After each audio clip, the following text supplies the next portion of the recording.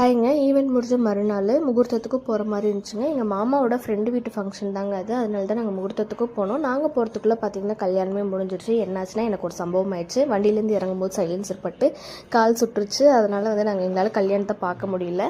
ஆயின்மெண்ட்டெல்லாம் போட்டு போகிறதுக்கு லேட் ஆகிடுச்சு. சரி சாப்பிட்டுட்டு பொண்ணு மாப்பிள்ளை கூட ஃபோட்டோஸ் மட்டும் எடுத்துகிட்டு அப்படியே தாம்பூல பையும் வாங்கிட்டு நாங்கள் கிளம்பிட்டோங்க. இங்கேருந்து வீட்டிலேருந்து ஒரு 20 கிலோமீட்டர் போகிற மாதிரி இருந்துச்சு அது. ஈவினிங் டைம் பார்த்திங்கன்னா அப்பம்பட்டு போய் முட்டை மிட்டாய் வாங்கி சாப்பிட்டுட்டு பார்சலும் வாங்கியாச்சுங்க. அப்படியே நைட் ஷோ போகலான்னு சொல்லிட்டு விஜய் சேதுபதியோட படம் மகாராஜா வந்துருந்துச்சு. அவங்களோட படமும் பார்த்தாச்சு. சூப்பராக இருந்துச்சு படம். ஃபேமிலி மூவி, எல்லாருமே பார்க்கலாம்.